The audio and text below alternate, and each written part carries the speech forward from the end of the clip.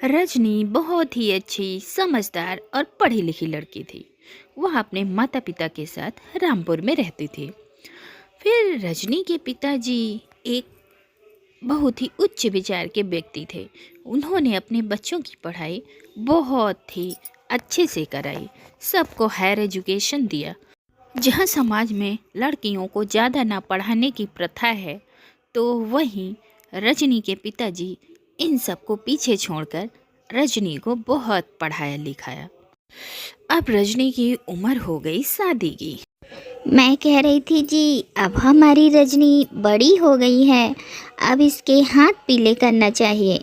तो आप कोई रिश्ता देखिए इसके लिए। अरे तुम भी क्या बात करती हो कल्पना। अभी हमारी रजनी की उम्र ही क्या है। अरे अभी बच्ची है और मैं देख रहा हूँ इसके लिए लड़का। कोई ठीक ठाक घर मिल जाएगा, ठीक ठाक लड़का मिल जाएगा तो मैं इसके हाथ पीले कर दूंगा। ऐसे वैसी जगह मैं अपनी बिटिया का ब्याह नहीं करूंगा। मैंने इसे बड़े अरमानों से लाड पाल के बड़ा किया है, पढ़ाया लिखाया है, और ऐसे वैसे घर में मैं नहीं शादी करूंगा। फिर ऐसे ही धीरे धीरे रजनी के पिताजी अब रजनी के लिए लड़का तलाशने लगे। फिर उनके दूर के फूफा जी एक रिश्ता बताते हैं। अरे फूफा जी, कोई रिश्ता बताइए हमारी रजनी के लिए। हाँ हाँ हाँ, एक रिश्ता है। लड़का बड़ा ही होनहार और काबिल है। तुम कहो तो मैं बात चलाऊं। हाँ फूफा जी, शुभ काम में देरी कैसी, आप बात चलाइए। अब रजनी और राकेश की शादी तय हो जाती है और बड़े ही धूमधाम से रजनी और राकेश की शादी हो जाती है।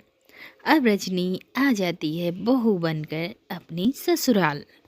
अब रजनी की ससुराल में रजनी के ससुर रामलाल, सास प्रेमा और ननंद गायत्री थी। ननंद की शादी हो गई थी, जबकि वह पूरे फैमिली के साथ पति बच्चों समेत वह मायके में ही रहती थी। अब कैसा होगा आगे रजनी का जीवन, तो देखिए इस कहानी में।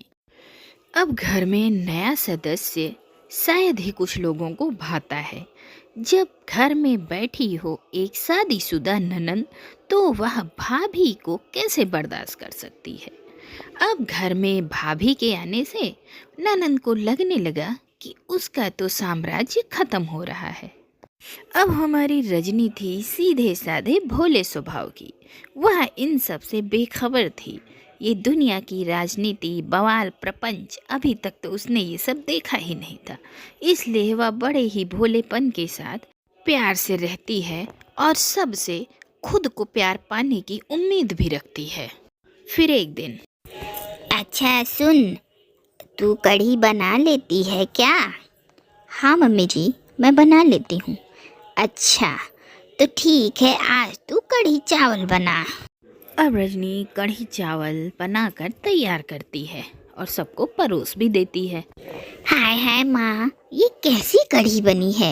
ये कढ़ी है कि अरे इसमें पकौड़ी तो देखो, जैसे पत्थर तोड़ने से भी ना टूटे।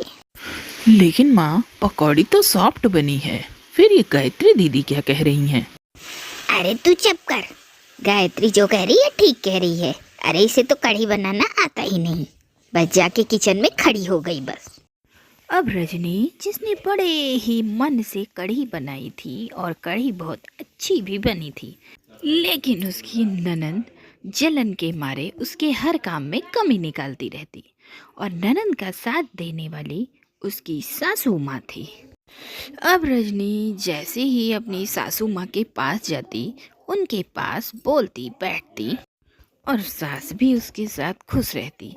लेकिन जैसे ही उसकी ननंद आ जाती, सास डर के मारे, अरे अरे अरे, अब तुम जा सकती हो यहाँ से, जाओ अपना काम करो। आके बैठ गई मेरे पास। अब प्रेमा के पास जब उसकी बेटी आ जाती, तो वह अपनी बहू को बड़े ही बुरे ढंग से वहाँ से भगा देती। अब रजनी मन ही मन बहुत दुखी रहती, क्योंकि वह सबको अपना मानती थी, लेकिन कोई उसे अपना नहीं मानता था। सब उसको अपने घर का बोझ समझते थे और उससे बहुत ही बुरे ढंग से बात करते थे। फिर एक दिन रजनी की सास बिना बात के गुस्सा थी और बड़बड़ कर रही थी। अब रजनी समझ ही नहीं पाती कि उसकी सास कब गुस्सा है और कब खुश हैं। हाँ, हम कह रहे हैं जिसको जहाँ अच्छा लगे वहाँ रहे जाके, जिसको अपने मायके में अच्छा लगे अपने मायके में रह सकता है, यहाँ कोई रहने की ज़रूरत नहीं है। क्योंकि गायत्री उसकी ननंद अपने परिवार सहित मायके में रहती थी, तो कहीं न कहीं उसकी सास और ननंद के मन में यही तमन्ना थी कि रजनी भी अपने मायके में रहे जाके। लेकिन रजनी भी अपने विचारों से बहुत ही मजबूत थी। उसने ठान लिया था कि वह मायके में तो नहीं रहेगी, चाहे कुछ भी हो जाए। वह यह सब जानते हुए कि कोई उसको इस घर में देखना नहीं चाहता, सब चाहते हैं कि वो यहाँ न रहे, लेकिन फिर भी वह अपने उसूलों की पक्की थी और वह चुपचाप अपना काम करती और वहीं रहती। अब रजनी खाना बनाती तो उसकी ननंद किचन में पहुंच जाती। अरे बस बस बस, कितना भूनोगी सब्जी, गैस खत्म हो जाएगी। अरे बस बस बस, इतना नमक डालोगी तो कहाँ से लाएंगे मेरे पापा। अब उसकी ननंद गायत्री रजनी को ठीक ठाक किचन में काम भी नहीं करने देती थी, उसके हर काम में टांग अड़ाती। अब रजनी खाना बनाकर थोड़ी देर बैठती कि अब खाना लगाए सबका, तो बस उसकी ननंद पहुंच गई किचन में। हाय हाय, इतनी सारी सब्जी बना दी है, कौन खाएगा। अरे सब फेंका जाएगा ये। अरे अम्मा देखो तो चावल कितना बना दिया है इस रजनी की बच्ची ने। अरे अरे रोटी तो देखो कैसे आधी कच्ची और आधी पक्की बनाई है। अब गायत्री अपनी माँ के ऐसे ही कान भरती। अब बेचारी रजनी, जिसने इतनी मेहनत से खाना बनाया और 2 वक्त बैठी कि अभी खाना खाएंगे सुकून से, सबको खिलाएंगे, तो उसकी ननंद गायत्री बड़बड़ करके उसका सारी भूख प्यास मिटा देती। अब आप ही लोग बताइए, जिस घर में शादीशुदा ननंद अपने परिवार के साथ रह रही हो, उस घर में एक बहू की क्या इज्जत हो सकती है? उस बहू को कौन प्यार देगा? एक माँ के लिए सबसे पहले बेटी ही रहती है। बेटी के होते हुए बहू को मिलेगा तो सिर्फ तिरस्कार। हालांकि मैं सब घरों की बात नहीं कर रही हूँ, सब घर अच्छे हैं, बस 1-2 घर ऐसे हैं जहाँ की मानसिकता यही है, बहू मतलब कुछ नहीं, जो कुछ भी है बस बेटी और दामाद है। ऐसे ही 1-2 घर में था हमारी रजनी का घर। रजनी तो रजनी ही थी, जो कि बहू थी। यहाँ तक कि राकेश, जो उस घर का बेटा था, इकलौता बेटा, उसकी भी कोई इज्जत नहीं थी घर में। जो कुछ भी इज्जत प्यार मान सम्मान था, बस उसके जीजा जी का। और उसकी ननंद गायत्री जॉब करती थी। अब सारा दिन घर में रह के रजनी काम करती और शाम को जब उसकी ननंद गायत्री आती, अपनी माँ के पास बैठकर बातें करती, खाना खाती, सो जाती, फिर सुबह निकल लेती। अब सारा दिन की टेंशन झेलती तो रजनी, जो घर में रह के घर की बहू की जिम्मेदारी निभाती और सबकी 4 बातें भी सुनती। इन सब में मज़ा काट रही थी तो कौन? उसकी ननंद गायत्री और उसका पूरा परिवार।